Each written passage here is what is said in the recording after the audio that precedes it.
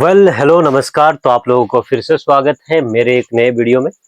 तो इससे पिछले मैं इस पर 2 क्लास ले चुका हूं और ये आज हमारा तीसरा क्लास रहने वाला है, जिसमें मैंने चतुर्भुज के सारे प्रकारों के बारे में चर्चा किया था, जिसमें से 2 प्रकार रह गए थे। तो आज मैं उन 2 प्रकार जो बचा हुआ था उसका वीडियो लेके आ चुका हूं। जो बच्चे नहीं देखे हैं वो हमारे प्लेलिस्ट में जाके चेकआउट कर सकते हैं।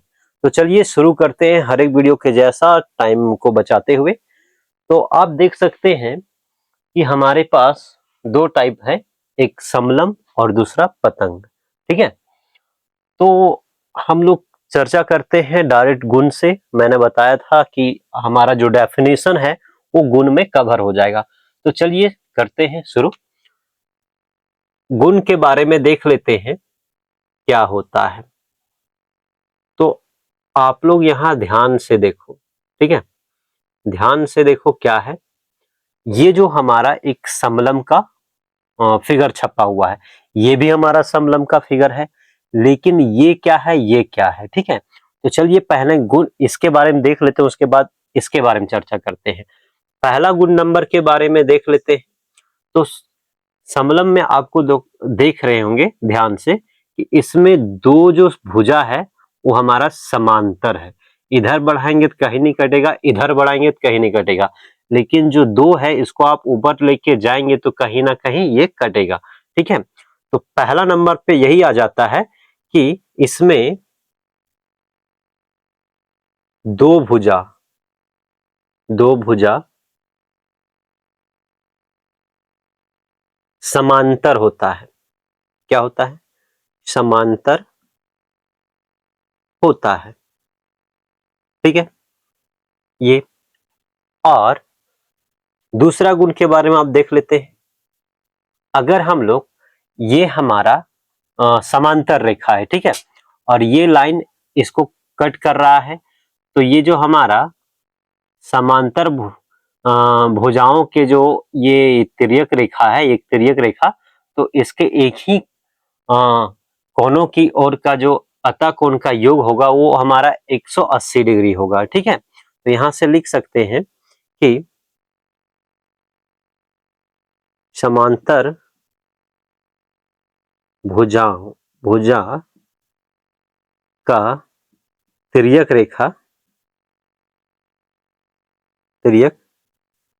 रेखा की एक ही और कोनों का योग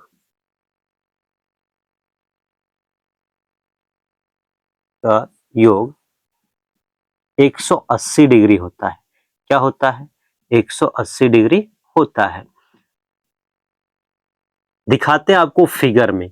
फिगर में आप लोग देख सकते हैं ये और ये कोण का जो सम करेंगे तो ये हमारा दोनों आपस में 180 डिग्री होगा। ठीक है, इसमें क्या है, तीसरा गुण निकल के आता है इसके लिए कि इसका जो विकर्ण होता है, ये विकर्ण, ये 2 विपरीत भुज कोणों को मिलाएंगे या कहे तो इसके जो शीर्ष होते हैं उसको मिलाएंगे, तो ये इसके जो विकर्ण होते हैं आपस में बराबर नहीं होते हैं। इसके विकर्ण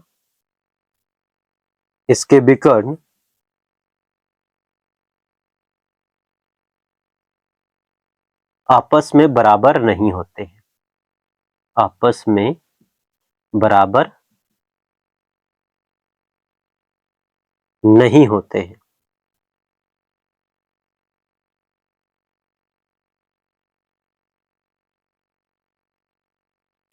लेकिन हमारे पास एक और समलम है, ये जो दिख रहा है, इसमें क्या होता है कि ये दोनों तो आपस में समांतर तो है, लेकिन ए डी और बी सी आपस में बराबर होंगे, तो इसको हम लोग बोल सकते हैं समद्विबाहु समलम।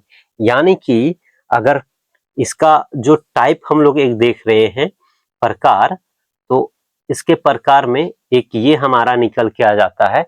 इसमें क्या होता है, इसके प्रकार वाले जो विकर्ण होते हैं ना, अगर ये हमारा एक समलम है और इसमें समद्विबाहु समलम है, तो इसके जो विकर्ण होते हैं वो आपस में बराबर होते हैं। फिगर के माध्यम से देख सकते हैं कि ये जो विकर्ण है ना, ये जो विकर्ण ये आपस में बराबर होंगे, ठीक है। तो इसके विकर्ण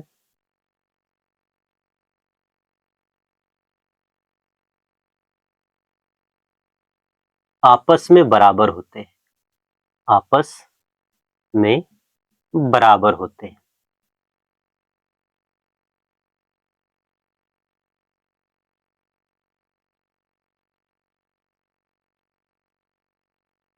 तो ये तो हमारा जनरल समलंब था, और इसके जो ये टाइप थे, एक टाइप है जिसमें ये दोनों साइड आपस में बराबर होते हैं।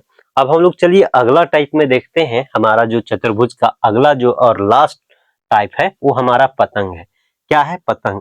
जो हम लोग पतंग नहीं उड़ाते हैं, बच्चे लोग जो मकर संक्रांति के दिन में उड़ाते हैं, बिल्कुल उसी तरह है ये। फिगर में भी आपको दिख रहा होगा। तो इसमें क्या बोलता है ना। तो पहला गुण देखते हैं कि इसमें जो ऊपर के दो भुजा बराबर होते हैं और नीचे के दो भुजा आपस में बराबर होते हैं। क्या है? ऊपर के दो भुजा एवं नीचे के दो भुजा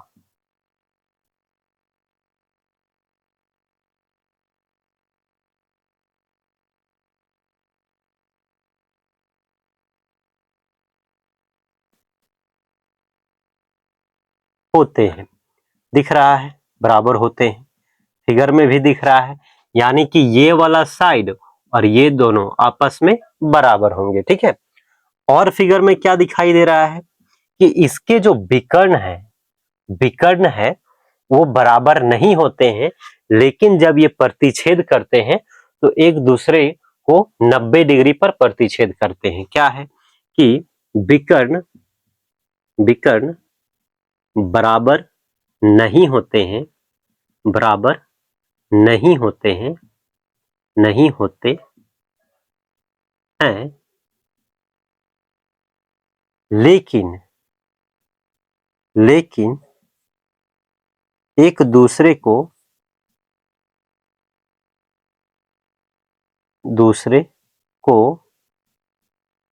90 डिग्री पर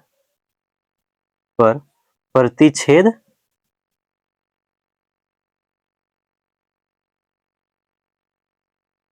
करती है, ठीक है। दिख रहा है कि ये जो विकर्ण है एक दूसरे को काट रही, तो यहाँ 90 डिग्री का एंगल बनेगा, ठीक है। अब यहाँ क्या बोला जा रहा है, और अगला गुण देख सकते हैं कि हमारा जो लंबा वाला विकर्ण है छोटे वाले विकर्ण को दो बराबर भागों में बांटती है, ठीक है। यहाँ बड़ा विकर्ण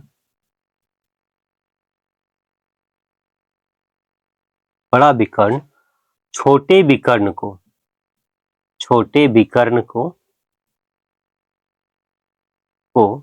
दो बराबर भागों में विभाजित करती है, दो बराबर भाग में बांटती है या फिर विभाजित करती है, बांटती है, ठीक है। एक और गुण बच जा रहा है, इसमें देख सकते हैं कि ये और ये एंगल आपस में बराबर होते हैं, लेकिन ऊपर वाला ए और सी आपस में बराबर नहीं होते हैं। अगला अगर हम बताना चाहते हैं गुण, तो यहाँ फिगर के माध्यम से एंगल डी बराबर एंगल बी होगा, बट एंगल ए हमारा बराबर नहीं होगा एंगल सी का। तो यहाँ पे हमारा खत्म होता है चतुर्भुज का जो टाइप, वो सारा खत्म हो जाता है, ठीक है। ऐसे और वीडियो देखने के लिए हमारे फेसबुक पेज पीके सर को फॉलो कर सकते हैं, और हमारा YouTube channel Jharkhand public school होलन को सब्सक्राइब कर सकते हैं। मिलते हैं नेक्स्ट वीडियो में, तब तक के लिए आप अपना ख्याल रखें। Thank you.